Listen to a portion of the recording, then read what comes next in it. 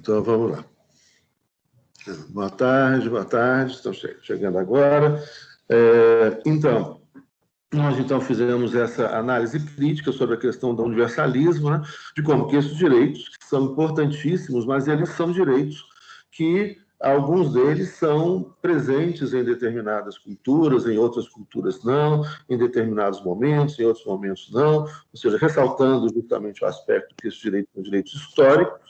Os direitos humanos são direitos históricos, né? E devem ser históricos e democráticos, é uma construção democrática, e, portanto, não pode deixar de levar em consideração as realidades culturais, a diversidade cultural. Então, aí nós vimos um pouco dessa discussão muito importante hoje, que é justamente a questão essa questão só um minuto aqui. Eu fico interrompendo aqui a questão da universalidade e do direito à diversidade, né? Então, como que é fundamental nós levarmos em consideração hoje, né, de que esses direitos, por exemplo, como direitos individuais, né?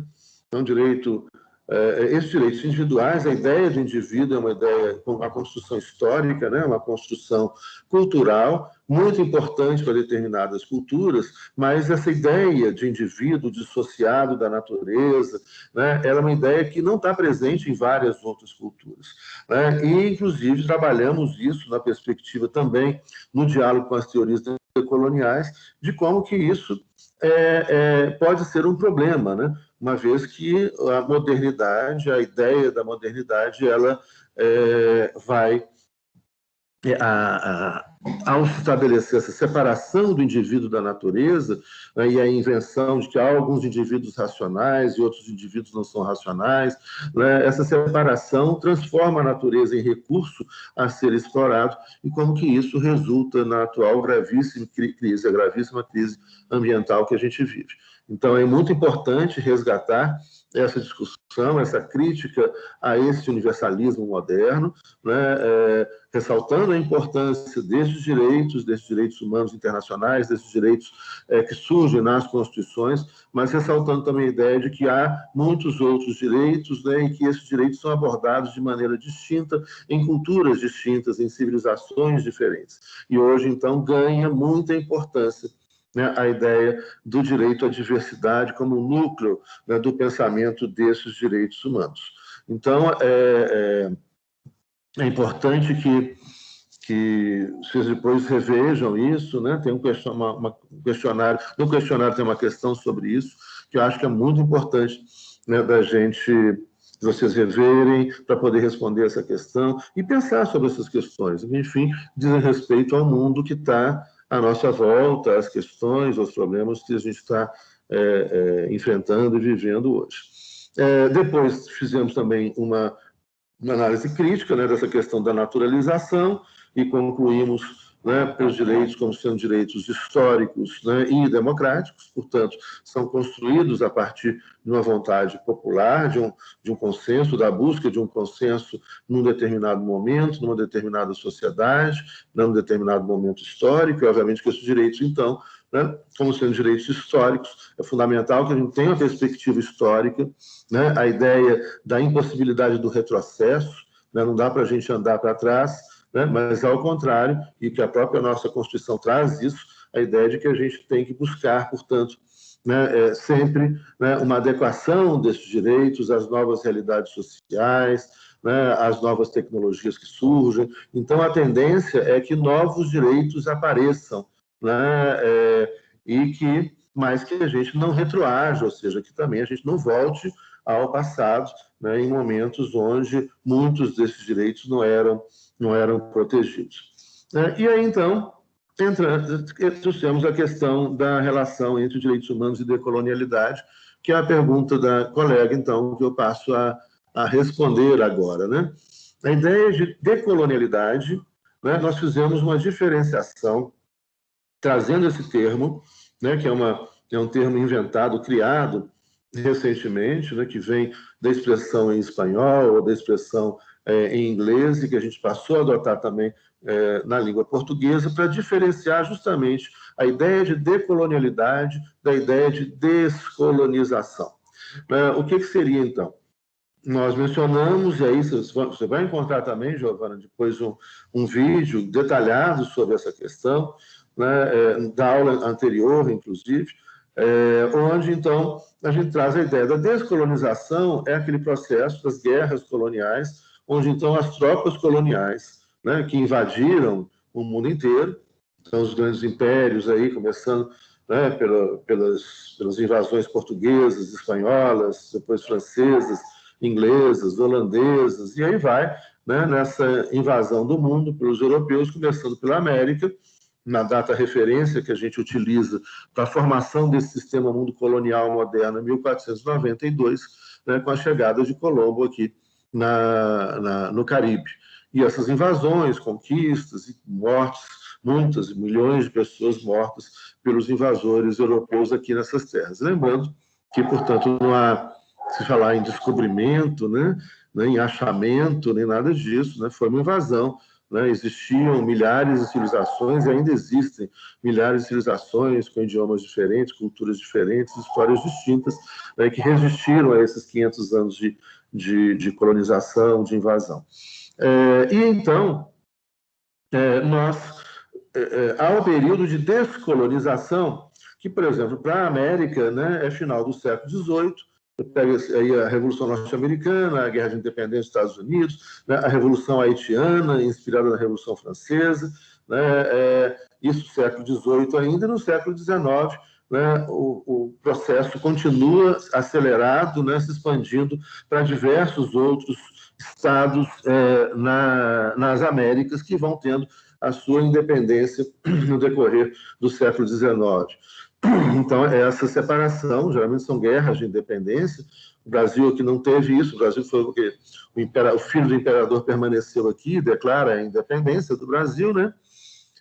E o pai do Dom João VI, né, volta para Portugal para assumir, né, o reino de Portugal ameaçado, né, o poder dele estava ameaçado, e deixa o seu filho aqui. Mas os outros estados, a formação dos outros estados da América Latina, que você tem são processos de combate violento, de guerras, de libertação, né, com lideranças importantes. Nós mencionamos como Simão Bolívar, né, o O'Higgins, do Chile, e muitos outros, né, que vão agora, o Artigas, do Uruguai, né, que são esses chamados libertadores, né, das Américas, aí, que vão declarar a independência, expulsando as tropas coloniais dos territórios aqui das colônias da América. E depois você vai ter outros processos também de independência, já no século XX, onde você tem a independência, principalmente pós-Segunda Guerra Mundial, a independência de diversas colônias africanas, asiáticas, né, e na Oceania também, com a declaração de independência, a expulsão das tropas coloniais, etc. Bom, e aí, então, esse é o que a gente chama de processo de descolonização. Mas o que a gente chamou a atenção? Não bastou as tropas coloniais deixarem, né, o território, mas permanece ainda, embora esses países tenham se feito independentes, né, teoricamente soberanos, né, teoricamente, porque a discussão soberania, aí no caso, ela exige um debate histórico mais detalhado que a gente vai fazer mais adiante. Então, que essas tropas coloniais tenham ido embora, esses países declararam independência, sua soberania e etc., né, o que acontece é que permanece ainda nesses países o que diversos autores decoloniais chamam de colonialidade. Colonialidade do poder, ou seja, a estrutura de poder que permanece nesses estados, né, que se tornaram independentes, ainda é a estrutura de poder que os colonizadores deixaram, a estrutura do Estado, a forma de confecção do Estado, né, a ideia de uma identidade nacional, de uniformização, de padronização de comportamentos, de negação da diversidade, e em muitos casos, né, a continuidade da perseguição dos considerados diferentes, a perseguição dos habitantes originários dessas terras, dos povos indígenas, né, a perseguição ou a escravização que permanece em muitos desses países, enfim. Né? Saem os colonizadores, mas eles deixam, né, em muitas dessas colônias os seus filhos, né, que assumem esse poder, né, opressivo, racista, né, machista, e que mantém as instituições coloniais, o Estado moderno, né, um direito moderno, que inclui ainda o racismo, que inclui ainda aspectos de subordinação da mulher, entre outras coisas, que são elementos que estão presentes, né, na construção desse Estado moderno, na construção desse sistema mundo colonial moderno. Então, permanece uma colonialidade do poder. E não só isso, permanece também uma colonialidade do saber, né? E esses invasores europeus, quando saem, e obviamente, gente, só chamando a atenção para uma coisa que a gente chamou a atenção há mais tempo, né, é que os processos são diferenciados nas Américas, né, na África, na Ásia e na Oceania.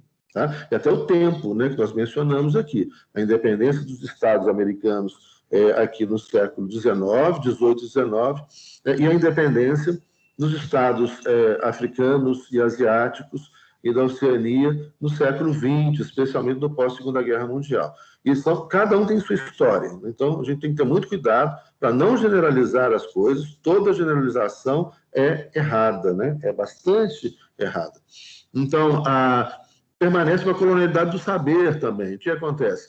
A filosofia, as técnicas, né, as ideias, né, o direito deixado pelo colonizador. O colonizador vai embora, mas deixa lá as suas ideias, deixa o seu direito, sua forma, né, sua perspectiva, deixa a sua religião. Então, portanto, deixa a sua filosofia, deixa a sua técnica, deixa a sua estruturação de poder, né, e isso ainda continua gerando, né, em muitos e muitos casos, né, muita opressão, muita discriminação e muita violência. E, por último, ainda uma terceira colonialidade, que é a colonialidade do ser, ou seja, aqueles, então, que nessa colonialidade do ser, aqueles que continuam, né, até hoje, a gente citou exemplos, a gente vê isso com muita clareza no Brasil, né, pessoas que ainda se sentem subalternas, pessoas que ainda se colocam no lugar do subalternizado, do colonizado, ou seja, daquele que é inferior à metrópole, daquele que deve obedecer à metrópole, daquele que é colocado, portanto, numa posição de inferioridade, de obediência à metrópole. Essa talvez seja a mais brutal e uma característica que mais incomoda, né, talvez, né, hoje entre os povos que foram colonizados, como também aqui no Brasil nós fomos. Então, essa colonialidade do ser é como ainda muitas pessoas se comportam e se sentem enquanto inferiores às metrópoles, né, ou seja, aos colonizadores, sejam portugueses, espanhóis, franceses, ingleses, né, sejam os que sucederam, né, esse processo imperial, de imperialismo, principalmente após a Segunda Guerra Mundial, que foram os Estados Unidos da América. Então, você tem essa coisa, assim, do ser colonizado, que se sente subalterno, pior, ele se coloca numa situação de subalternidade, né? Ele se coloca naquele lugar, né? Livremente, né? Sim, e fala, olha, nossa, como, né, a Europa é linda e superior, como os Estados Unidos são maravilhosos e superiores, aí e se reverencia e abaixa, né, impedindo que muitos desses estados se construam, né, sociedades soberanas, livres, iguais, né, orgulhosas da sua história, né, da sua história, inclusive, de libertação, de construção de uma economia forte, de uma sociedade forte, né, de um direito forte que seja construído por essas nações, né, e parando de copiar, então, tudo que vem do colonizador, né, e principalmente parando de se colocar nessa situação, nessa posição de subalterno, né, em relação ao outro, dessa adoração ao outro superior e de submissão ao outro superior. Isso é a colonialidade do ser. Né? E o que seria, então, a decolonialidade? Seria esse processo contemporâneo que muitos países já vêm vivendo há algum tempo, outros avanços, retrocessos, etc., onde as pessoas desses países que foram colonizados, que são muitos, né, de forma distinta, passam por esse processo agora de libertação, né, da colonialidade. Né? Então, primeiro você teve o processo de libertação, né, de descolonização, né, então de independência, né, formal, né, e de expulsão das tropas coloniais, né? E agora você tem o processo de decolonialidade, de decolonização, ou seja, de libertação interior, né, de então nos deixarmos de ocupar essa posição de subalternidade em relação ao colonizador, ao império, né, às grandes metrópoles modernas no decorrer desses últimos 500 anos. Então, está aí a diferença, né, entre descolonização e decolonialidade, né, e a relação entre direitos humanos e decolonialidade.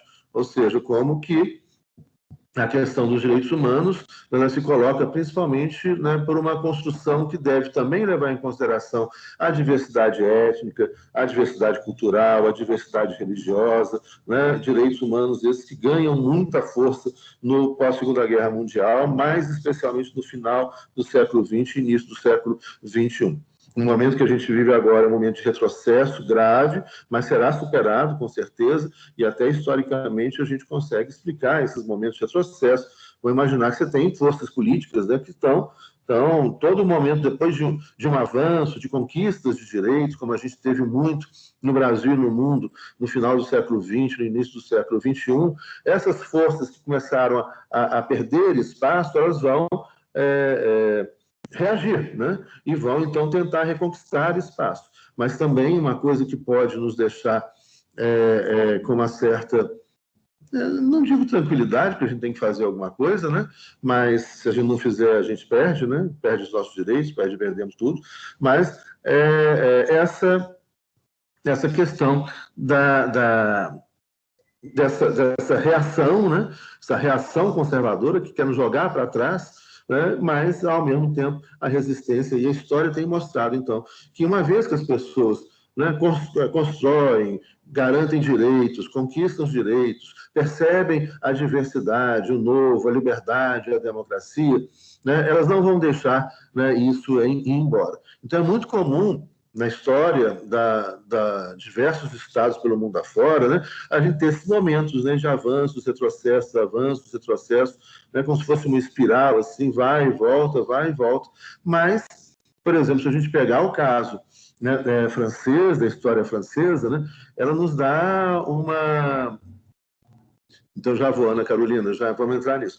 Então, ela vai, esse processo de avanço e retrocesso, se a gente pegar a história francesa, olha só que exemplo interessante, e que é um exemplo que nos dá muita esperança, assim, porque vamos pegar a França da Revolução Francesa, né? 1789, a Declaração de Direitos do Homem e do Cidadão, um grande avanço para a época, né? Embora fosse só para os homens brancos, né? Mas já é um avanço, não tinha nada disso antes, nem isso. Mas depois vem 1791, né, a primeira Constituição francesa, então o Estado Constitucional, uma declaração, uma Constituição, né, estruturando o Estado, limitando o poder do Estado, uma ideia nova, importante.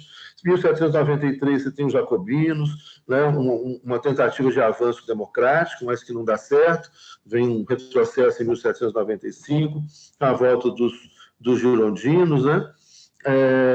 Depois, em 1799, vem Napoleão, o triunvirato, né? Vem uma ditadura, depois vem o Império, 1804. Então, aquele avanço que tinha com a República começa a dar para trás quando vem o Império de Napoleão, né? E aí, continua a andar para trás, porque em 1816, a época da restauração na França, você tem a restauração da monarquia. Então, é como se tivesse voltado tudo para trás. Olha só que desespero. Você imagina as pessoas que estão vivendo naquele momento, e isso é muito bom a gente pensar assim. Nós estamos vivendo também num momento turbulento, complexo, difícil, né, perigoso da história da humanidade e da história do Brasil. Né, essa sensação da gente estar andando para trás, né, está perdendo tudo que a gente custou para conquistar. Mas aí a história francesa nos dá um exemplo interessante. Quando vem a restauração da monarquia, a monarquia restaurada já não é mais uma monarquia absolutista. Agora ela é uma monarquia constitucional. Não tem como voltar tudo. A história não se repete, isso é óbvio. É uma bobagem. Isso aconteceu. Não, bobagem. A história, ou então tem uma frase muito interessante que fala, né, a história, ela se repete, primeiro, como farsa, e segundo, como tragédia. Não, a mentira, ao contrário. Primeiro como tragédia, né, a guerra, a destruição, e depois como farsa. Então, não há essa repetição, não tem como a gente viver de novo o que já foi vivido, né? Não tem como você voltar no tempo, né? Por enquanto, pelo menos as viagens do tempo ainda não são possíveis, né? a não ser essas viagens reacionárias, né, de perda de direitos, que é uma forma de tentar voltar para trás, né, mas é pior, né, é viver no presente aquilo que não cabe mais no presente, né, que já foi superado há muito tempo no passado. Então, ali na França, em 1816, você tem essa restauração, né, da monarquia, mas agora é uma monarquia constitucional, não é mais uma monarquia absolutista. O rei já não tem poder absoluto, agora o rei tem poder, mas ele já faz uma aliança com a burguesia, né, tem que observar o que a Constituição estabelece, então há uma limitação, né, maior ao poder do rei. Depois, em 1830, Leroy Citoyen, né, um rei populista, até a Revolução, a Segunda Revolução na França, em 1848. Essa revolução volta à República, então de novo avança. Né? Mas três anos depois, o sobrinho de Napoleão Bonaparte, né, o Luiz Bonaparte, ele dá um golpe de Estado e cria o Segundo Império. Então, olha lá, né? Você vê, então, Revolução Francesa, 1789, República, depois um retrocesso, ditadura, Império, volta para a monarquia, mas agora não mais a monarquia absolutista, a monarquia constitucional. Aí depois vai de novo outra revolução, República, 1848, aí vem um golpe de Estado. Volta para trás, mas esse golpe de Estado foi para estabelecer o Segundo Império. Nesse momento, a monarquia absolutista não volta mais. A monarquia constitucional não volta mais na França, né? Mas volta o Império. Aí tem o Segundo Império, uma ditadura, né, burguesa, que vai durar de 1851, o golpe de Luiz Bonaparte, o Napoleão III, né, até a derrota da França na guerra com a Prússia, 1870, Paris cercada, e aí, então, 1870, 71, tem uma experiência republicana, anarquista, horizontal, belíssima, que durou 3 meses em Paris. Vale a pena vocês lerem, se vocês não estudaram, a chamada Comuna de Paris, onde os parisienses, então, estabelecem uma cidade aberta, livre de qualquer tipo de opressão. Então, não há opressão, não há patrão, não há Estado, né, não há hierarquia, né, não há nenhuma forma de... E as pessoas, então, livres, elas vão gerir livremente a cidade de Paris. Né? Só que isso dura 3 meses, o exército francês, derrotado, que estava lá em Versalhes, volta para Paris, mata, né, as pessoas, deixam alguns para contar a história, né, e aí, então, a partir daí começa uma república liberal. Ora, então, olha só, agora a monarquia absolutista ficou para trás, isso é superado, né? Então, gente, uma coisa que é muito interessante quando a gente pega inclusive a teoria dos paradigmas, né, científicos, e aplica isso no campo das ciências sociais, do direito, né, tem determinadas coisas que foram ultrapassadas. Ou seja, não tem como, né, você tentar resgatar a monarquia absolutista hoje, embora ainda exista. A Arábia Saudita é uma monarquia absolutista, tem uma constituição de papel, etc., né, mas não tem como... Ninguém vai falar, olha, vamos resgatar a monarquia. Assim como a monarquia constitucional na França ficou para o passado, foi superado por outras coisas melhores, por outras coisas onde se tem mais direito, onde as pessoas, né, podem ter mais garantias, mais segurança, mais felicidade, né, mais dignidade. Então, aí você superou a monarquia absolutista, superou a monarquia constitucional. Né? Estou pegando a história francesa, apenas como exemplo desses avanços e retrocessos que estão presentes em histórias de forma diferente, mas espalhadas histórias dos Estados nacionais pelo mundo afora. Né? Então, depois, agora, em 1871 em diante, vem a República para ficar. Né? Supera o Império também. Então, o Império, a ditadura do Império, né, também foi superada. Agora não volta mais o Império, não volta mais a monarquia constitucional, não volta mais a monarquia absolutista, e se estabelece uma república liberal. Essa república, no entanto, não é democrática ainda, né? É uma república liberal, ou seja, só quem pode participar são os homens brancos, proprietários, só para quem pode votar são os homens brancos, proprietários e ricos. Então, a parcela pequena da população francesa, né, ainda participa, mas aos poucos isso vai se ampliando, né? Aos poucos isso vai atingindo o maior número de pessoas. Então, essa República Liberal vai avançando, até um momento de crise de novo. E aí o que vem? Volta agora, o que aparece é o totalitarismo, né? A ameaça do totalitarismo, do fascismo, né? A radicalidade do fascismo, né? Não é uma mera ditadura, né? o totalitarismo, o fascismo é pior do que qualquer ditadura, embora qualquer ditadura já seja horrorosa, mas depois nós vamos discutir esses conceitos, né, mais adiante com detalhe, com mais cuidado. Né? Então, aí você tem o retrocesso, a França de Vichy, né, o Marechal Pétain, a França dividida, a metade da França, Paris invadida pelos nazistas da Alemanha, e a metade da França, né, é uma França aliada dos nazistas que estavam ocupando Paris, né, e metade da França. A outra, então, o Marechal Pétain faz esse acordo, né, uma França fascista, mas após a Segunda Guerra Mundial, a França agora faz uma outra Constituição em 46, né, depois uma Constituição em 58, que é a Constituição vigente, e que estabelece agora uma república social. O que seria essa república social? Ela é mais do que a república liberal, ela mantém as conquistas da república liberal, né, daquele Estado liberal, mas traz agora, né, conquistas de direitos sociais. Então, estabelece uma saúde pública, uma educação pública, uma previdência social, né, salário mínimo, emprego digno, políticas de repartição de riqueza, além daqueles direitos que já vinham desde a República Liberal Francesa, como liberdade de expressão, liberdade de locomoção, que antes era para alguns, só para os homens brancos, mas agora é para todo mundo. Né? Liberdade de locomoção, liberdade de expressão, liberdade de consciência, propriedade privada, segurança individual, intimidade, privacidade, direitos individuais. E a França, então, vem, né, nesse caminhar, né, até os dias de hoje. Os dias de hoje há ameaças de retrocesso, mas o povo francês tem sabido, né, resistir bem. Né? Você teve a Marine Le Pen, que é uma fascista, ela chegou a ser a segunda mais votada para presidente. Ela perdeu o segundo turno das eleições, mas ela teve muita votação. O pai dela, né, que foi para o segundo turno, com um republicano conservador, que agora fugiu o nome dele, e que perdeu as eleições, né, no segundo turno. Marine Le Pen, não. Ela não foi para o segundo turno agora, não. Mas ela ou foi. Agora tem que lembrar isso aí, gente. Depois a gente pesquisa isso. Depois vocês pesquisam isso aí, dá uma olhada para mim, uma conferida para mim. Eu acho que não. Marine Le Pen... foi a eleição do Macron agora. Mas a eleição... que tem mais tempo, onde o pai dela, aí essa eu recordo com certeza, o pai dela foi para o segundo turno, né, mas aí perdeu, porque todos os outros partidos políticos, de direita, de esquerda, de centro, todos os partidos democráticos se uniram contra o fascista o Le Pen, o pai dela.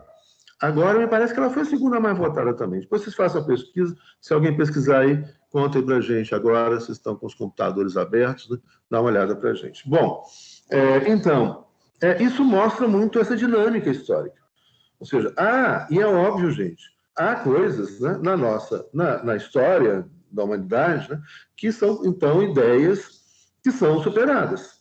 Né? Ninguém vai hoje defender monarquia absolutista. Ninguém vai hoje defender, né, monarquia constitucional no Brasil, na França.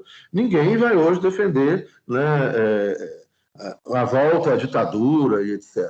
Então, isso aparece, são algumas vozes minoritárias, mas são ideias que são superadas. E são superadas por quê? Porque não funcionaram, foram experimentadas, e não é o caso de voltar, porque o que se construiu depois, né, foram avanços, foram conquistas importantes, e que a gente tem que continuar caminhando, né, para construir cada vez mais uma sociedade com mais segurança, com mais, né, liberdade, com mais democracia, com mais direitos sociais, com mais dignidade, né, dignidade e liberdade, a essência aí desses direitos humanos. E aí, então, nós chegamos a uma questão, nós discutimos ali um pouco aqueles fundamentos, né, a relação dos fundamentos modernos, uniformização, linearidade histórica, lógica binária subalterna, né, universalismo europeu, né, isso também está tudo registrado, gravado, assista. Fizemos uma discussão importantíssima entre a diferença entre direito ambiental, desenvolvimento sustentável e direito da natureza, também nas aulas anteriores, e vimos a ideia, né, do antropocentrismo como fundamento do direito moderno e como hoje, né, novas perspectivas, né, fundamentam, né, começam a transformar radicalmente o direito contemporâneo, isso é principalmente século XXI, né, com perspectivas que se fortalecem de direitos iguais para os animais, direitos iguais para os seres vivos, direitos iguais para os ecossistemas. Então, aí nós vimos e comentamos também, né, as perspectivas, além das perspectivas antropocêntricas, as perspectivas animalocêntricas, biocêntricas e ecocêntricas, né? Chegando o direito ecocêntrico, o direito da natureza.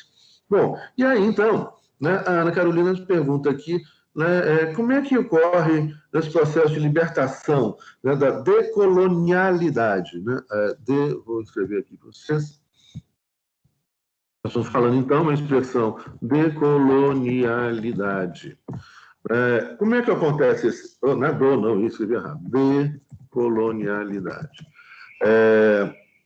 Esse processo só tem um jeito, né, de acontecer, e que é o que tem acontecido, né, em diversos países pelo mundo afora, inclusive aqui no Brasil.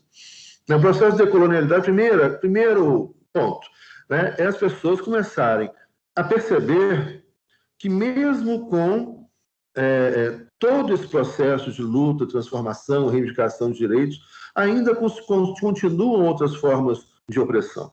Ou seja, as pessoas então começam a se perguntar por quê? Por que tanta opressão? Por que tanta violência? Por que tanto estranhamento em relação ao outro, ou à outra, à diversidade? Por que tanto estranhamento, tanta perseguição em relação às mulheres? Lembrando, nós já comentamos aqui que só a partir de 5 de outubro de 1988 é que a Constituição brasileira atual, de 88, estabelece direitos iguais entre homens e mulheres. Mesmo assim, o Código Civil brasileiro, né, ele ia estabelecer, né, a inferioridade legal da mulher perante o homem até 2002. 18 anos atrás, gente. Né? É a idade de vocês um pouco menos, né, da idade de vocês. Porque vocês nasceram, né, num mundo que tinha acabado de conquistar direitos iguais para as mulheres aqui no Brasil, que em outros lugares do mundo também não existe, mas existem outros lugares do mundo muito mais avançados que aqui no Brasil. Né? Então, qual é o processo? O processo é de compreensão, né, de percepção, é de sentir, né, como que as pessoas que estão lutando por esses direitos, né, há muito tempo, né, pelo processo de educação formal e não formal. Né? Então, não é só, né, na universidade ou na escola que a gente aprende isso.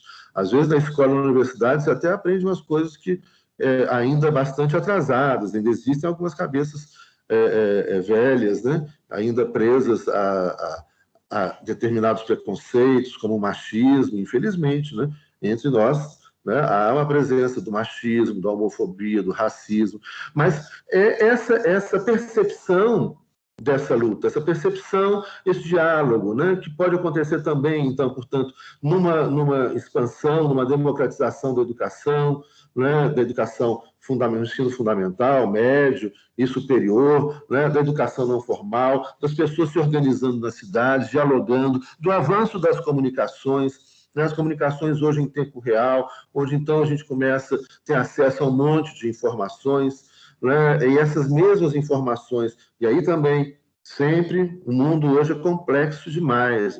Então, esse mesmo mundo de informação global, em tempo real, que nos permite conhecer diversas sociedades, diversas formas de organização, diversos direitos, diversas filosofias, diversas religiões, né? Esse mesmo mundo de informação também tem sido usado para discriminar, para manipular a opinião, para gerar ódio, né? E aí aquele livro de leitura obrigatória, que eu já falei com vocês milhares de vezes, que é o Engenheiros do Caos, né? Que está disponível para vocês. Não deixem de ler para entender esse mundo. Mas isso, né, essa mesma comunicação em tempo global, que é em tempo real, né, global, com essas imensas tecnologias que vão se revelando, principalmente finalzinho do século XX, em uma velocidade impressionante desses 20 anos do século XXI, né, isso tem seus efeitos negativos e positivos. E entre os efeitos positivos é justamente essa possibilidade da gente conhecer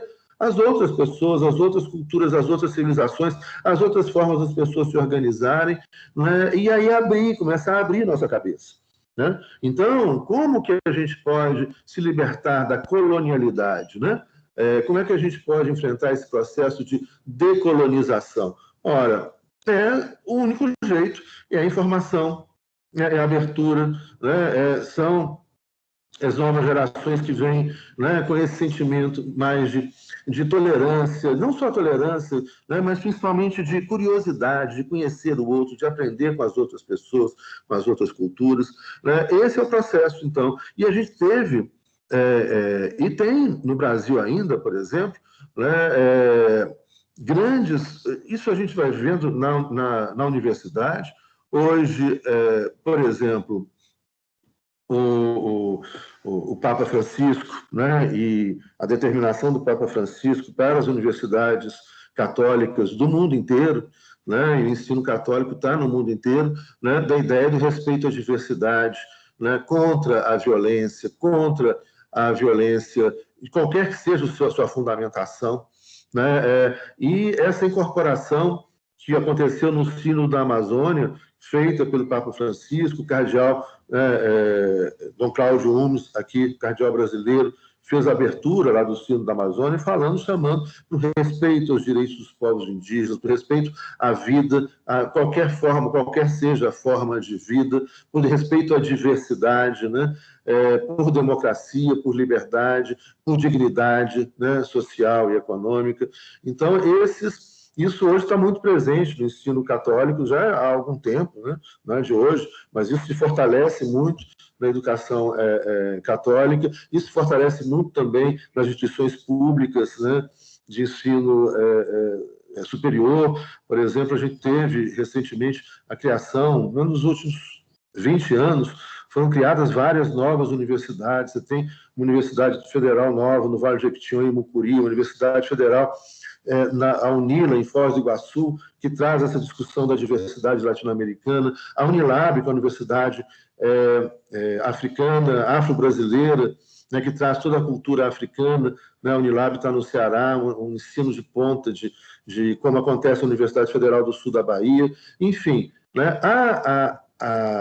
O pensar, né? O estudar, abrindo, né? O estudar aberto, né? A diversidade, as culturas, etc., é algo que vem ganhando muita força no mundo inteiro, que ganhou muita força no Brasil até uns 2 anos atrás, onde a gente começa a viver um retrocesso muito grande nesse sentido.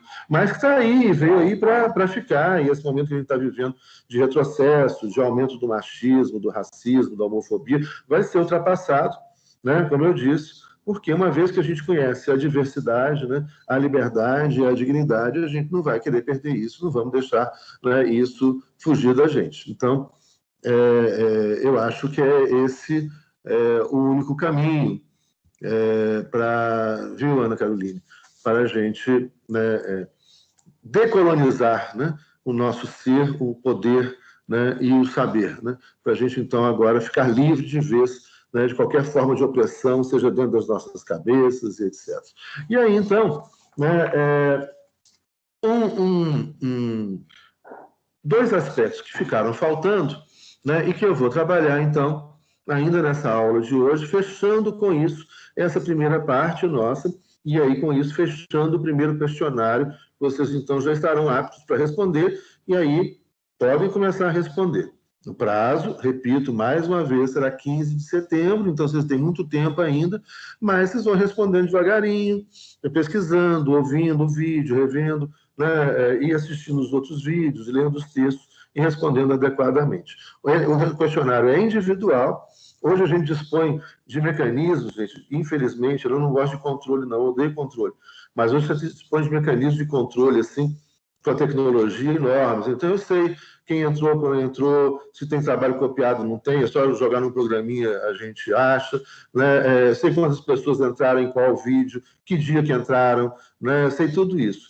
E sei que, infelizmente, aqui no Direitos Humanos ainda tem um grupo grande que não está assistindo os vídeos, né? E eu tenho acompanhado isso. E eu recomendo que assistam, e muitos não estão assistindo a aula também, né? O que eu vou comunicar também ao professor Wilba, que está acontecendo, que não está assistindo ao vídeo, não está assistindo a aula, então não está fazendo nada, ou seja, não tem jeito de passar na disciplina, né? Mas eu vou acompanhando isso aí de vocês enfim, tenho à disposição e que bom que vocês aqui estão presentes comigo aí, né, participando e dando apoio a esse professor para não ficar falando para o computador ou para as paredes, né? E aí, então, uma diferença muito importante entre, e tem tudo que eu disse, tem a ver com o que eu disse até agora, e vai além.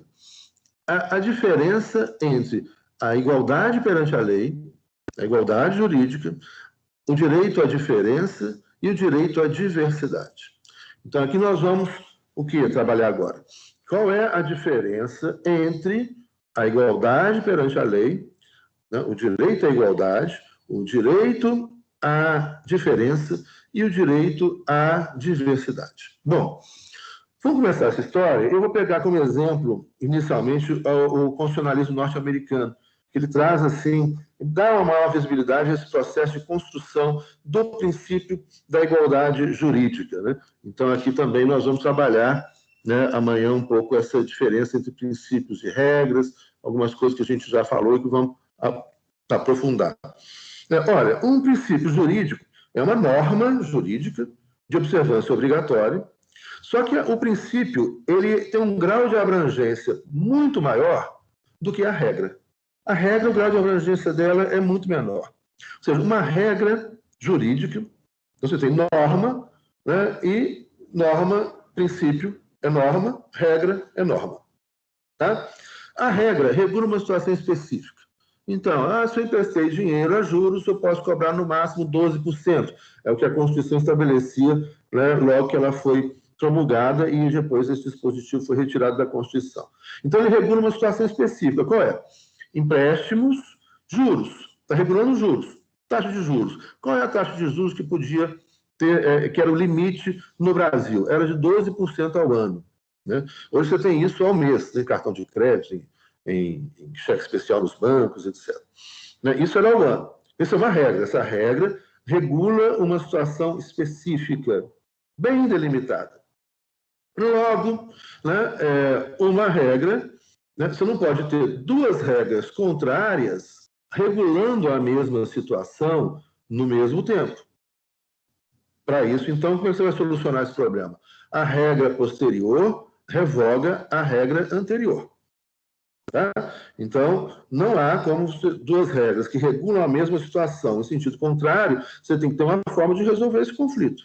Né? Então, esse conflito pode ser por meio da hierarquia das leis, esse conflito pode ser por meio da lei no tempo. A lei posterior revoga a anterior. Então, aquelas regras constantes naquela lei, né, revogam aquelas regras constantes na lei anterior. Então, agora aplica só essa nova regra, ou essas regras dessa nova lei. Tá? Então, já princípios não. Os princípios regulam, né, se aplicam a diversas situações. E a gente tem, então, princípios que são princípios fundamentais. Na nossa Constituição, a gente vai encontrar, então, nos 4 primeiros artigos da Constituição, aqueles princípios que são princípios estruturantes, que estruturam a nossa república, o nosso país, a nossa ordem jurídica, que fundamentam, né, que dão fundamento à nossa ordem jurídica.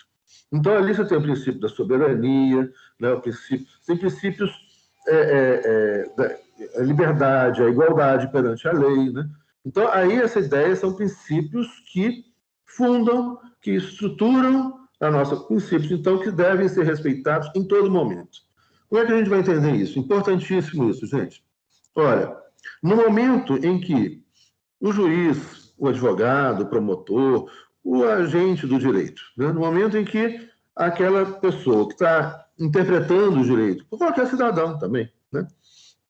Ele vai, então, quando ele vai aplicar uma regra de uma lei, qualquer lei, né? Uma lei que regula posse, propriedade, sucessão, direito de família, né? Uma lei sobre os condomínios, né? Onde a gente mora, dos prédios, condomínios horizontais, verticais, qualquer lei, vocês peguem aí, uma lei eleitoral, uma lei trabalhista, né? Qualquer lei infraconstitucional, ou seja, que está abaixo da Constituição, essa lei tem a obrigação de respeitar a Constituição. Então, essa lei infraconstitucional, ela vai conter ali, né, regras, principalmente regrinhas, e pode conter alguns princípios. Mas essas regras que estão ali naquela lei, e esses princípios que estão nessa lei infraconstitucional, elas devem obediência às regras constitucionais e aos princípios constitucionais. Ponto. Segundo aspecto, já na relação de princípio e regra, como o princípio ele tem um grau de abrangência maior, né, ele tende a ser aplicado ao maior número de situações possíveis. Então, por exemplo, você tem uma lei aprovada pelo Congresso Nacional sobre direito econômico, que é uma lei que aprova, por exemplo, um plano governamental para a área da economia. Esse plano governamental, então, ele vai vir, vai se transformar numa lei, e essa lei, né, vai ter um monte de regrinhas. Essas regras dessa lei aprovada pelo Congresso, que se aplicam ao direito econômico, à realidade econômica brasileira, por exemplo, no momento em que ela for interpretada, ela tem que ser interpretada levando em consideração a obrigatoriedade das regras constitucionais e dos princípios constitucionais. Então, primeiro, aquela regra que está presente naquela lei tem que observar aquela regra que está presente na Constituição, que, por sua vez, só pode ser lida, tanto a regra infraconstitucional como a regra constitucional, de acordo com os princípios constitucionais. O que é um princípio? É uma norma de abstração maior, né, de observância obrigatória, né, que se aplica, então, a várias situações. Por exemplo, na ordem econômica, você está lá o princípio da soberania econômica brasileira, princípio da redução das desigualdades sociais e regionais. Isso é um princípio. Perceberam? A redação dele é bem aberta, né? Então, ela se aplica a qualquer... Esse é um princípio setorial, é um princípio da ordem econômica, né? Então, ele fala em soberania econômica, ele fala em redução da desigualdade social e regional. Esses princípios que estão ali, depois leiam o artigo 170 da Constituição, não precisa decorar, mas para ir ganhando intimidade com esse artigo. Esses princípios que estão ali, né, eles precisam ser respeitados no momento em que o Executivo aplica uma lei, em que o Legislativo faz uma lei, por exemplo, de direito econômico, ou o Executivo faz um decreto, uma norma administrativa, aplica qualquer política econômica, né? Esses atos feitos pelos poderes, pelos órgãos da administração pública, pelo Legislativo, pelo Executivo, né? Ou a interpretação que o Judiciário dá, né, à lei para resolver um conflito, sempre tem que observar as regras e princípios constitucionais. Então, por exemplo, vamos supor que um determinado governo estabeleça um plano de governo, mas que esse plano de governo econômico, ele, no lugar de reduzir a desigualdade social, ele está aumentando a desigualdade social, aumentando a pobreza, aumentando a miséria. Essa lei, né, ou esse plano de governo, né, que foi concretizado em determinadas leis, né, e essas ações governamentais que estão levando à concentração de riqueza, ao aumento da desigualdade social, à concentração de riqueza em determinada região do país, o aumento da desigualdade regional dentro do país, essa lei é inconstitucional. Esse ato de governo é inconstitucional. Certo? Então, todo momento em que você lê uma lei, e daí que direito, gente, não é pegar o artigo, no artigo tal da lei tal diz isso, aplica isso. Não. Você tem que interpretar aquele artigo dentro da lógica da lei. A lei tem uma finalidade, né? E essa lei que tem uma finalidade, a finalidade dela não pode estar, ou suas normas e seus princípios não podem estar contrárias às regras e aos princípios constitucionais. E no momento que interpreto essa lei, eu tenho que levar em consideração, né, eu tenho que levar em consideração o objetivo, os valores, os princípios e as regras constitucionais. Oi, Jorge, olha que bem-vindo. Mas que bom que resolveu. Então, agora já o professor Jorge Fernando, que entrou agora a participar da aula com a gente, ele é o estagiário de pós-graduação, né, doutorando no nosso programa de DINTER, né, o doutorado internacional da PUC Minas, e ele vai estar me acompanhando aqui nas aulas e vai ter assim, algumas intervenções, a gente vai combinar isso ainda, mas é diferente do que a gente tinha as aulas presenciais. Muitas vezes o mestrando ou doutorando, estagiário, ele podia aplicar trabalhos, podia dar algumas aulas com a presença do professor. Daí nós vamos ver, então, com a coordenação, como é que a gente vai fazer, né, esse trabalho com, hoje, o professor Jorge, né, com uma vez que aplicar trabalhos não vai precisar, porque os trabalhos já foram passados para vocês, mas assim, fazer algumas intervenções, para dialogar com vocês também, em algum momento, né, também com a minha presença, né, que é uma exigência também da coordenação. Bem-vindo, Jorge. Então, depois nós vamos conversando aí para ver como é que nós vamos fazer essa parceria nas aulas. Bom, e eu estava fazendo, então, aqui, hoje, na aula de hoje, assim, uma grande, né, revisão geral, que a partir de hoje eles vão poder já responder o primeiro questionário, né, e respondendo também as questões dos alunos, né, e os alunos têm toda a liberdade de perguntar, de participar, a hora que quiserem, fazendo perguntas. À medida que eu vou esclarecendo também, eu vou respondendo a questão dos alunos. E nós estamos falando, então, a questão dos princípios constitucionais, a diferença de princípios e regras constitucionais. E essa introdução que eu fiz, então, sobre princípios e regras, é justamente para a gente falar de determinados princípios fundamentais, ou seja, princípios que não são só setoriais, princípios da ordem econômica. Eles fundamentam toda a leitura, interpretação e aplicação das leis no campo do direito econômico. E esses princípios fundamentais são como o princípio, por exemplo, da igualdade jurídica, da igualdade perante a lei.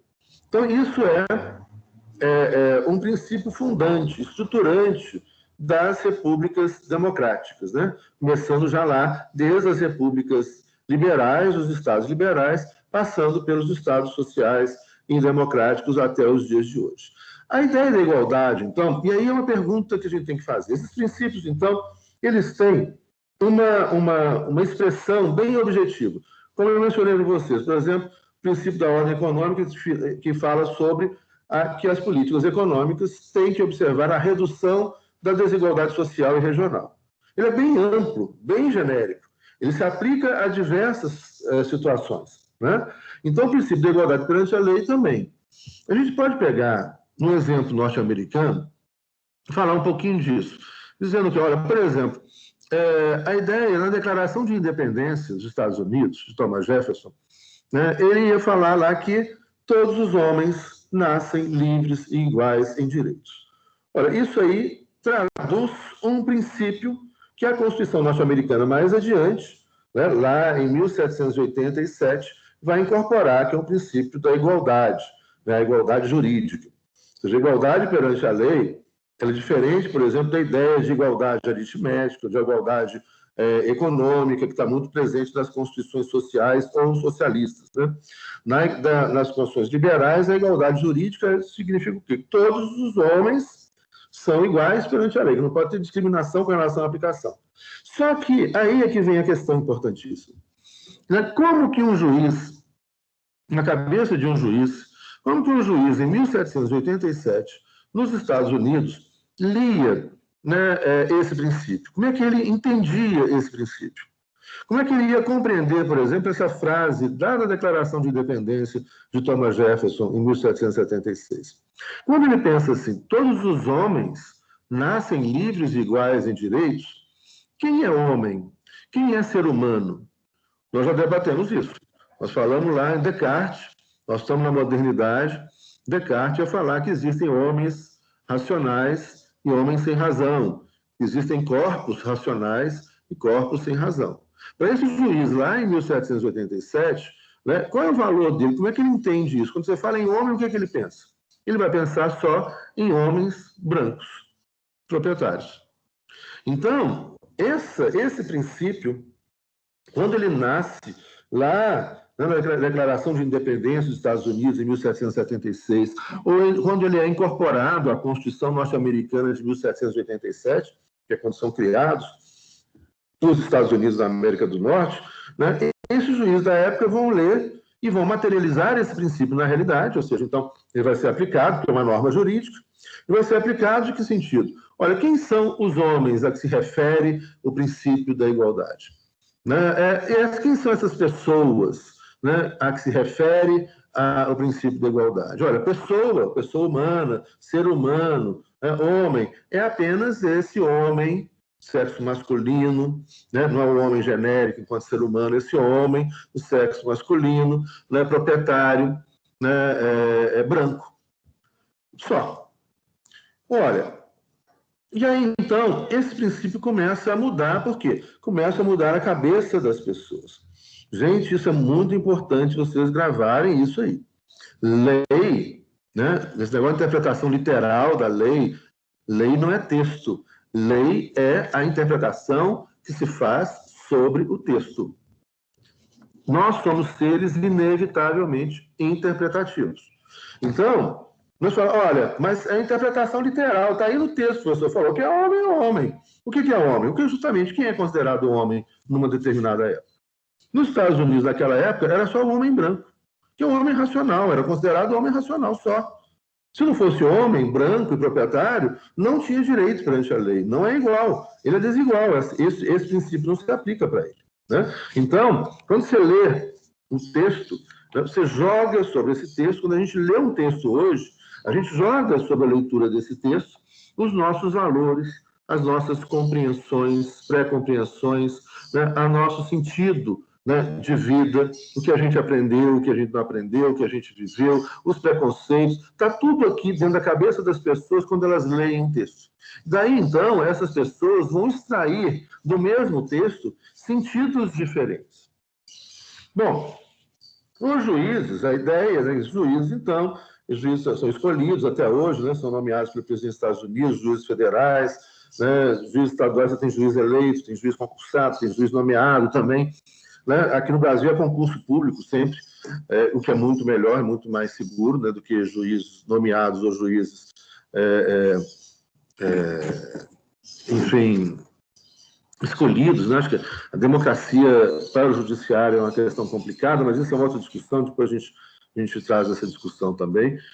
Mas, enfim, a ideia de que os juízes, então, eles compartilham o mesmo mundo, né, o mesmo momento da história, os mesmos valores. Então, em geral, eles vão pegar o texto, né? Isso que está na cabeça deles. São juízes que vêm de uma mesma classe social, de uma mesma formação, etc. Vão ler aquilo ali e vão dizer, olha, igualdade perante a lei será para os homens brancos. E é isso que vai acontecer. Como é que o mundo começa a mudar? Olha, começa a mudar no conflito. As pessoas se organizam, lutam. Né? A pergunta anterior ali que a Ana Carolina trouxe, né? A gente vai mudar se organizando, discutindo, trabalhando, lutando por direitos, etc. E assim que o mundo vai evoluindo, né? Avançando. E então isso vai acontecer. Mas esses Estados Unidos têm uma grande divisão que leva a uma guerra que matou centenas de milhares de pessoas na metade do século XIX, foi a Guerra Civil Norte-Americana.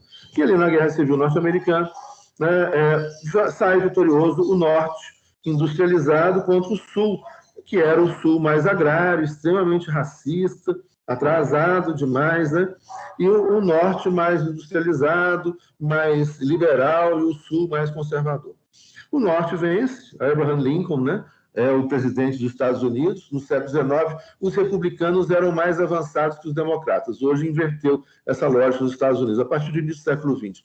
Mas no século XIX, os republicanos eram favoráveis a essas grandes teses, né? De direitos iguais, de libertação da escravidão, né? Isso estava com os republicanos. Espera aí, só um minuto, gente.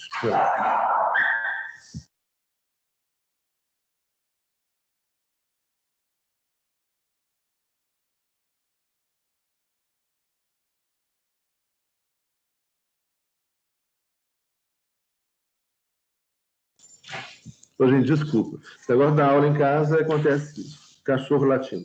Acabou de chegar em casa. Então, pois é. Então, esse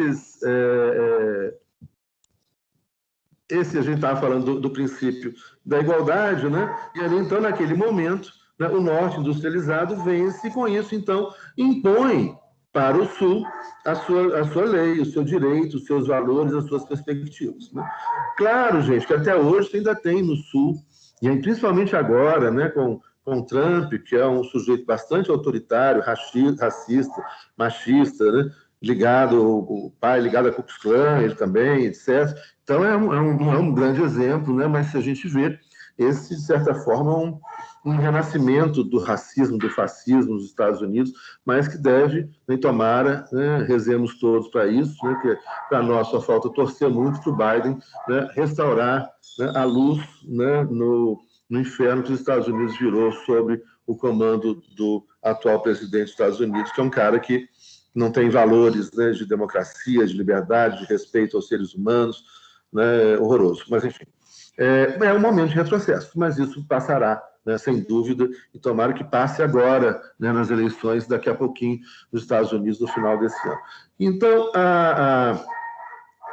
esse momento ali, então, né, do pós-guerra é justamente esse norte, né, impondo ao sul esses valores, o fim da escravidão.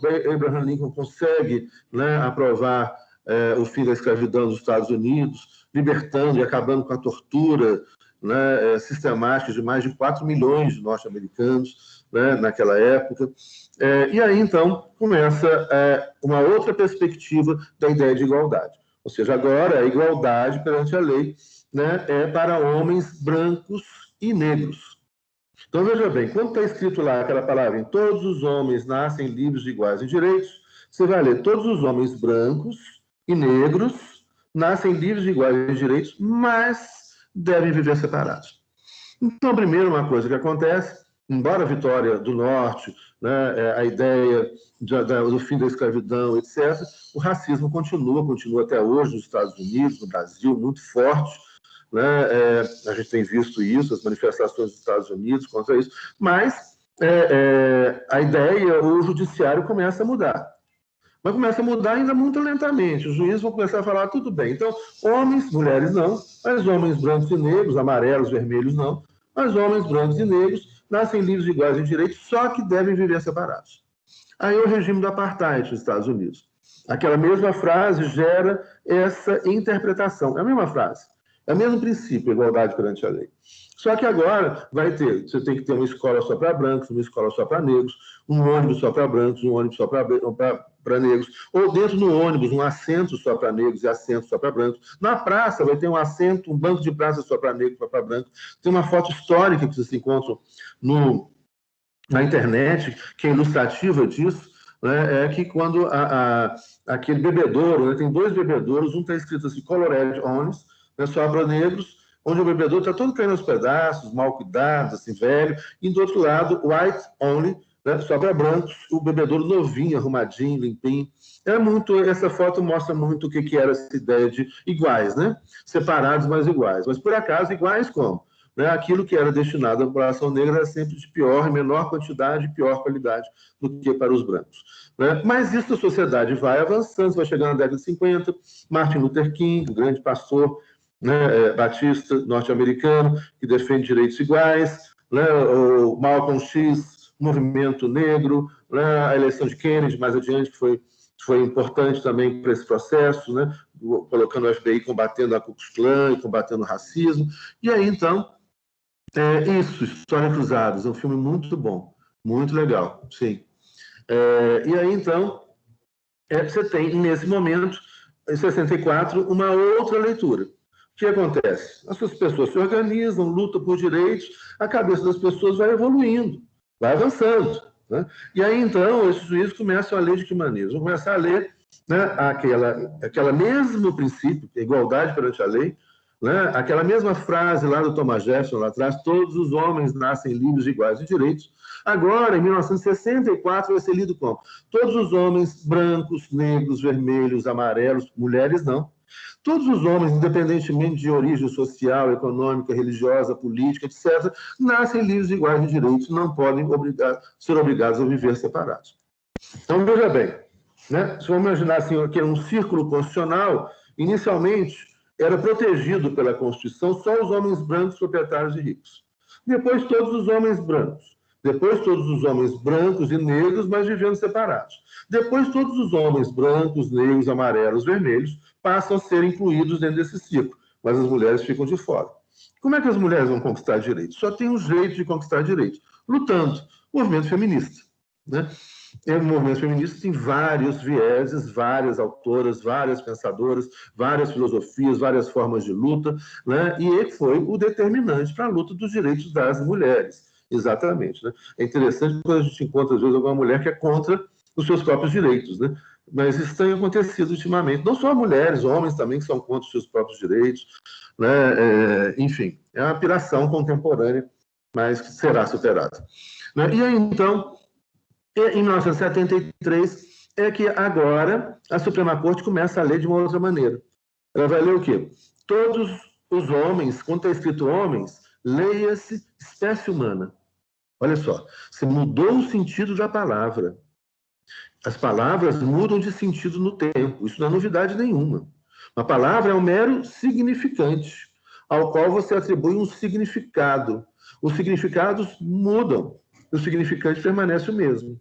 Agora, então, para o direito norte-americano, quando se fala homem, fala o quê? Espécie humana. Qualquer ser humano nasce e não pode ser discriminado e deve ser igual perante a lei. Isso é o direito, a ideia do direito à igualdade. Né? Diga, Jorge, Green Book, sim. Muito interessante. Acho que ganhou o Oscar também, né? Concorreu ao Oscar. É um filme muito legal também para assistir e que traz essa discussão, né, sobre o racismo norte-americano, exatamente. Então, nesse momento, então, você começa a incluir dentro desses direitos individuais, mas você tem o quê? Vou pegar uma imagem aqui. Né? Você tem esse grande círculo central, que é os direitos protegidos, que é a Constituição protegendo, e quem está dentro desse círculo, inicialmente, só os homens brancos, proprietários e ricos. Depois os homens brancos, depois os homens brancos e negros, depois os homens brancos, vermelhos, amarelos, independentemente de qualquer diferenciação, depois homens e mulheres. Então, esse círculo vai englobando, mas isso é bem recente, nós já estamos aí no final do século XX. Olha só, a modernidade, o Estado moderno começou lá no final do século XV. Né? Então, foram 500 anos de discriminação, de exclusão das mulheres, de exclusão dos afrodescendentes, de exclusão dos indígenas, de exclusão das pessoas consideradas diferentes, ou seja, de exclusão dos não brancos. Olha quanto tempo, olha que coisa interessante. Só nesse final do século XX, né? Então, você tem, incluindo aí homens, mulheres, negros, brancos, amarelos, vermelhos, qualquer etnia, qualquer posicionamento político, qualquer religião e etc. E mesmo assim, com muitas dificuldades reais, né? A gente está falando do plano jurídico, né? As dificuldades ou o racismo, né, presente em sociedades pelo mundo afora, e Brasil e Estados Unidos, é muito, muito grande ainda. Embora a lei não faça mais essa diferenciação, embora o judiciário não deva mais fazer essa diferenciação, embora acontece ainda entre alguns poucos, né, juízes, algum tipo de discriminação, etc. Mas isso não pode, isso é logo descoberto, averiguado e o juiz é punido. Mas, infelizmente, ainda existe pessoas que estão com a cabeça ainda lá no século XV, né, ou no século XVIII, etc.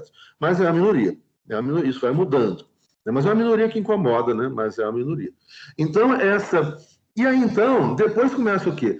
O passo seguinte, que está no século XXI, é que agora os animais também são incluídos, protegidos pelo direito.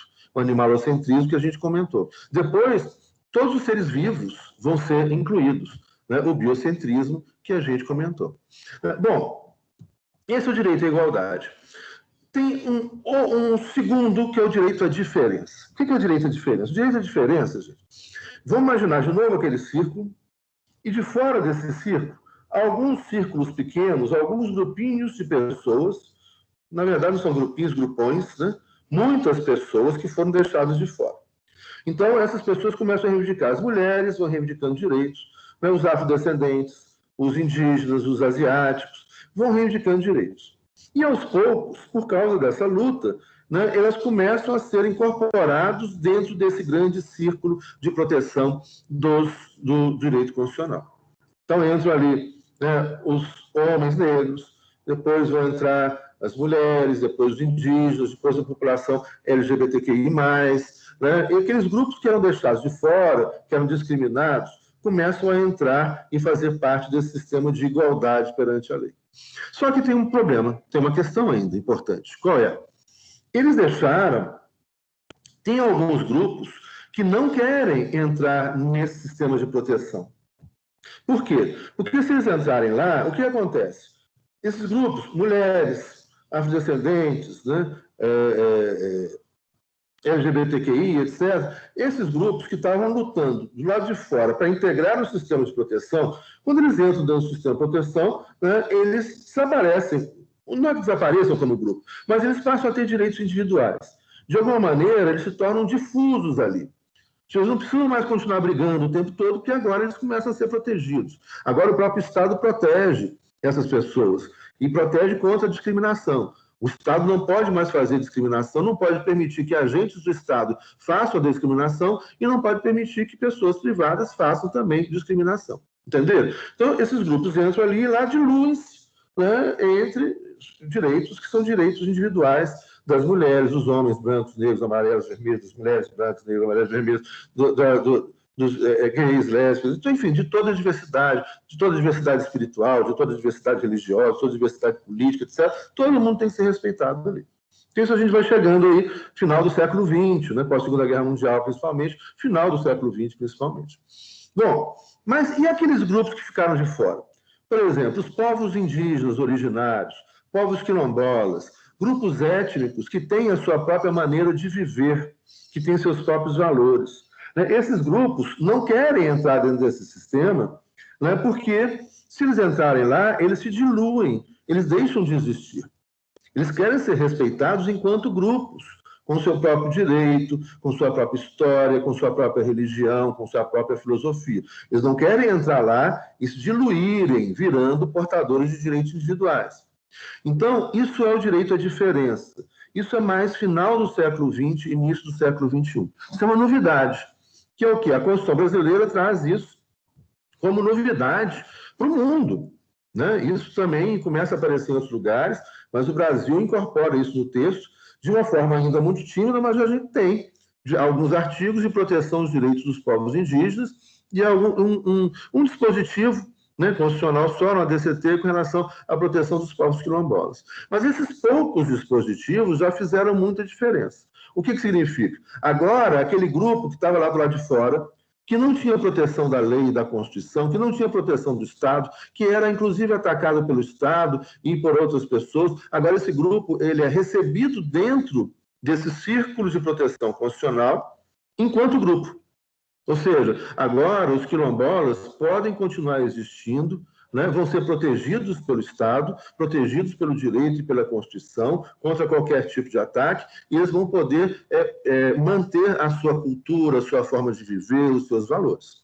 Hoje no Brasil nós temos mais de 2 milhões de quilombolas no Brasil. Aqui em Belo Horizonte a gente tem 3 quilombos urbanos, que hoje são protegidos pelo Estado.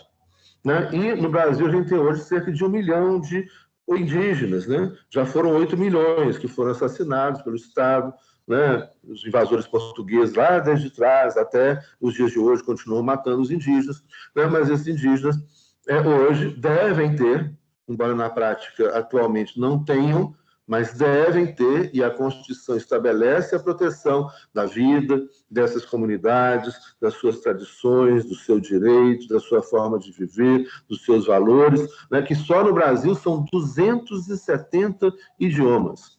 Não lembrar isso que eu falei. Não existem índios. Índio é uma invenção do invasor europeu, uma invenção de violência.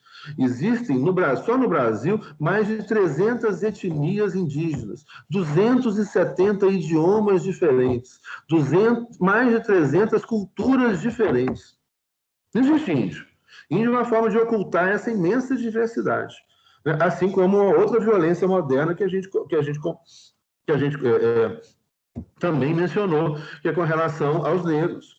São diversas civilizações africanas, diversas formas de organização social, política, econômica, riquíssimas também, com vários idiomas, né? Aliás, ali começou a humanidade, é na África que começa a humanidade, é na África que começa a filosofia, né? E esses povos foram sequestrados, presos, trazidos para cá, escravizados, até hoje perseguidos e assassinados, né? E chamados de negros, o que oculta uma diversidade cultural, de origem cultural imensa, né? As diversidades dos povos quilombolas no Brasil, que mantém muito da sua cultura originária, etc.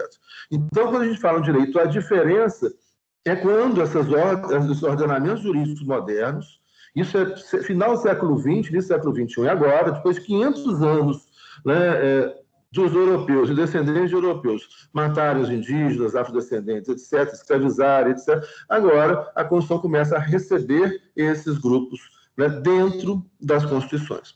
Então, você tem a imensa diversidade de direitos individuais dos grupos, né, diversos que foram incorporados ali enquanto direitos individuais, e agora começa a ter uma imensa diversidade dos grupos étnicos, que agora passam a ser protegidos pela Constituição, não mais combatidos pelo Estado, mas protegidos pelo Estado, né, e protegidos nos seus valores, na sua forma de organização social.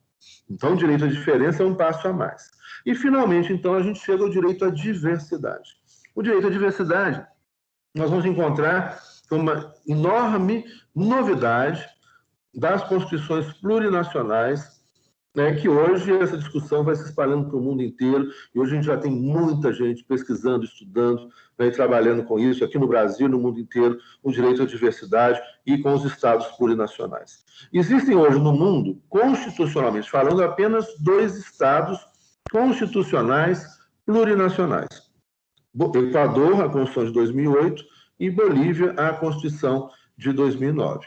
Entretanto, né, esses países hoje estão vivendo crise, mas a crise está no mundo inteiro, isso vai passar também. As constituições estão lá, continuam vigentes, né, e muita gente resistindo para manter as constituições contra o golpe na Bolívia no início desse ano, né, também outro golpe no Equador, né, mas, enfim, isso vai passar, né, brevemente. E essas constituições trazem a ideia do direito à diversidade. Qual é?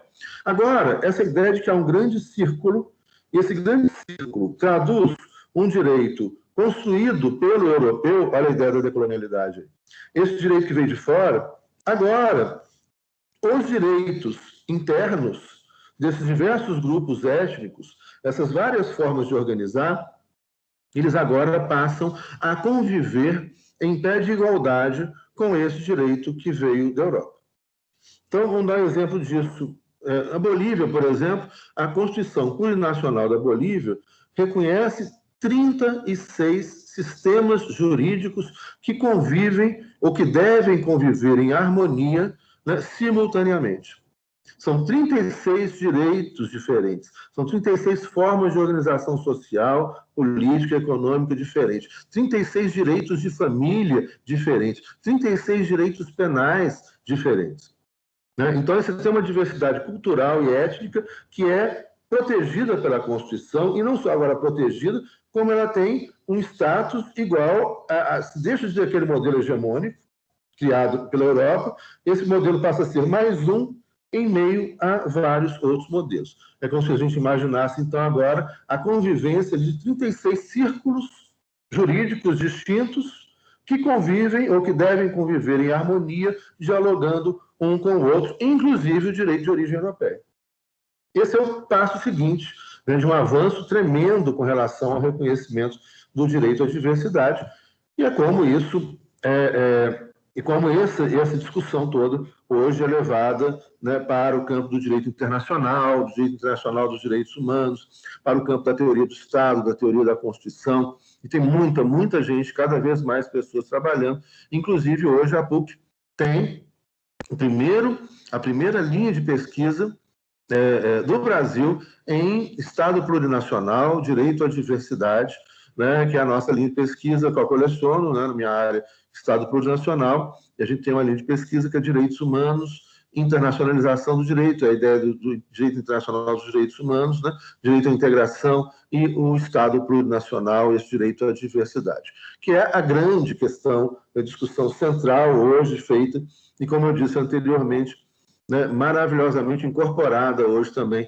né, pelo pensamento cristão, né, pela ideia que foi debatida no Sínodo da Amazônia, né, nessa integração, nesse aprendizado com os povos originários, com os povos indígenas, das terras baixas e terras altas, da Amazônia, dos Andes, etc., né, trazendo essa ideia de direito da natureza, de direito dos seres vivos, né, de um direito ecocêntrico, né, de nós, seres humanos, um ser humano integral, integrado na natureza, sem nenhum tipo de discriminação, de subalternização ou de violência. Então, a gente tem, eu acho que é um momento onde o direito avançou muito, onde as sociedades avançaram muito. Isso ajuda muito a gente a entender por que esse momento, né, de retrocesso, que tem pouco tempo, né, que toma países importantes, né, pelo mundo afora, mas que será ultrapassado, né, e a história nos ensina isso, né, e saberemos como defender esses direitos e como fazê-los, né, de novo voltar ao caminho da transformação, do respeito, da paz, né, da liberdade, da democracia, da integração das pessoas e das pessoas com a natureza, né? Vida, né, e vida em abundância. Opa, costuma sair. Bom, gente, é isso então hoje. Como eu disse, vai ficar gravado essa aula para quem perdeu, né, e vou também, mais tarde, baixar essa aula e deixar disponível no blog, para quem não puder ver no Teams agora, pode ver depois, né, vai ficar aí gravada por mais tempo. Beleza? Alguma questão, gente? Alguma pergunta?